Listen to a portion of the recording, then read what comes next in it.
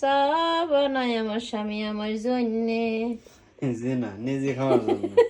আয় হায়, এরকম অপমান। হুম।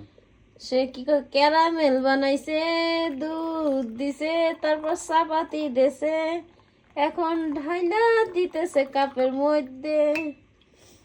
এক কাপ চা না, 2 কাপ চা বানাইছে স্বামী আমাদের জন্যে। হ্যাঁ, ধরে না। আমাদের জন্যে। ফাটে যাবে, ফাটে যাবে।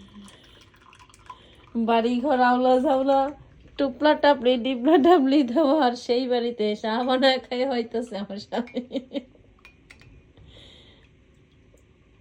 ভেরি গুড, থ্যাংকু, আরিগাতো দোমো। কি জন্য?